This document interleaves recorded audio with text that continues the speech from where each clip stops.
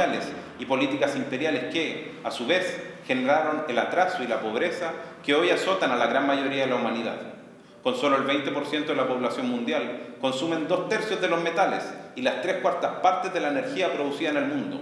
Han envenenado los mares y los ríos, han contaminado el aire, han debilitado y perforado la capa de ozono, han saturado la atmósfera con gases que alteran las condiciones climáticas, con efectos catastróficos que ya comenzamos a sufrir.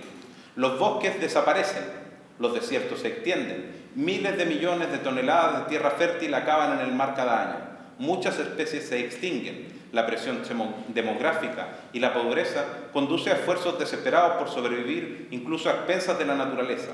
No es posible culpar de esto a los países del tercer mundo, ayer colonias, naciones explotadas y saqueadas, hoy por un orden económico mundial injusto. La solución no puede ser impedir el desarrollo de quienes más lo necesitan. La realidad es que todo lo que hoy contribuye al subdesarrollo y a la pobreza constituye una flagrante violación de la ecología. Decenas de millones de hombres, mujeres y niños mueren cada año en el tercer mundo como consecuencia de esto, más que una de las 2 guerras mundiales. El intercambio desigual, el proteccionismo y la deuda externa atentan contra la ecología y promueven la destrucción del medio ambiente. Si quiere salvar a la humanidad de esta autodestrucción, debe distribuir mejor la riqueza y la tecnología disponible en el planeta.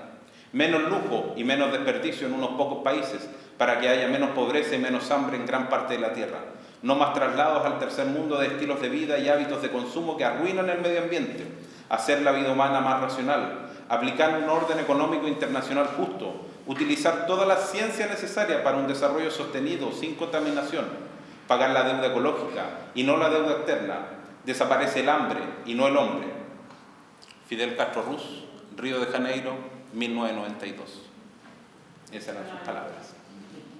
Y por último, en esto de la producción de verdad y buscando algunas cosas, aparece la filosofía, ¿cierto? Como un producto verdadero que uno puede decir, sí, es cierto, un escrito filosófico. Pero también aparece la poesía. Y aquí viene un verso. Se nos olvidó escribir, dejamos de leer y la magia ha sido otra. Nos acostumbramos al mismo movimiento caligráfico, ordenado y pausado. Ahora con las teclas, los dedos se confunden y cada tanto hay que apretar suprim o la flechita para atrás.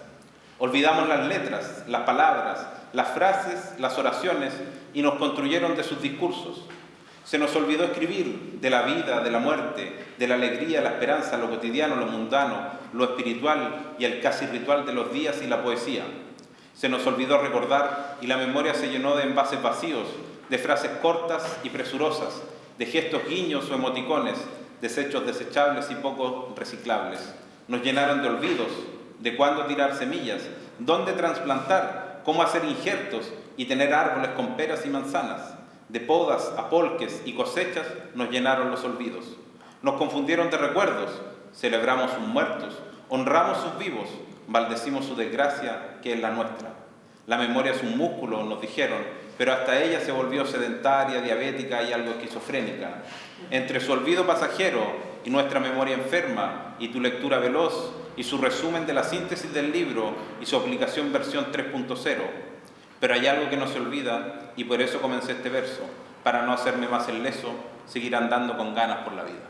Muchas gracias.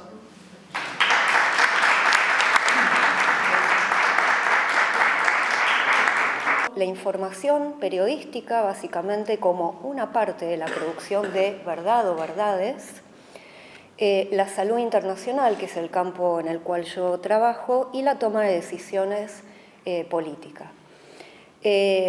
Bueno, comento un poco el contexto en el cual se dio esta experiencia.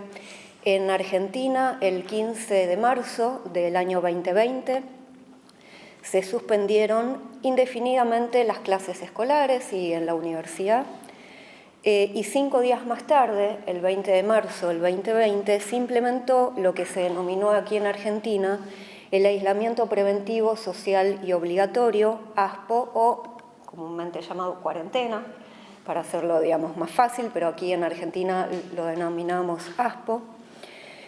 Bueno, el mundo literalmente se detuvo y durante muchas semanas reinó una total y absoluta incertidumbre en todos nosotros, ¿no? En la humanidad completa. La pandemia de COVID, sin precedentes en la historia reciente, se presentó ante los gobiernos de todo el mundo como un desafío de múltiples órdenes: sanitarios, económicos, sociales, subjetivos y también comunicacionales. La información sobre los acontecimientos que se desarrollaron en todos los países para enfrentar la pandemia resultó un instrumento fundamental y vital, diría yo, para la anticipación de los eventos y el conocimiento de la evolución de la situación epidemiológica. Cuando la única certeza era que la pandemia iba a permanecer mucho tiempo entre nosotros, el Ministerio de Salud de la provincia de Buenos Aires solicitó hacer un monitoreo en tiempo real de lo que los otros países del mundo estaban haciendo para enfrentar la pandemia. Y así es que en julio del 2020 conformamos desde el Ministerio de Salud una especie de observatorio de medios de comunicación internacional que denominamos InfoPan, con el fin de monitorear esos acontecimientos para enfrentar la pandemia, con el fin de, desde Argentina, adoptar y adaptar medidas exitosas que se estuviesen tomando en esos otros países y desechar aquellas medidas que no resultaron exitosas. Entonces conformamos el grupo InfoPan, que fue un grupo interdisciplinario compuestos por periodistas, fundamentalmente, analistas internacionales y sanitaristas, que nos dedicamos a relevar información internacional sobre la pandemia, específicamente en los medios de comunicación masiva. Fundamentalmente en la prensa gráfica y posteriormente relevamos lo que podíamos, ¿no?, relevar, noticias televisivas. ¿Por qué? Porque justamente se constituían a partir de esas noticias ciertas verdades de lo que estaban pasando en algunas regiones del mundo, en algunos países en particular.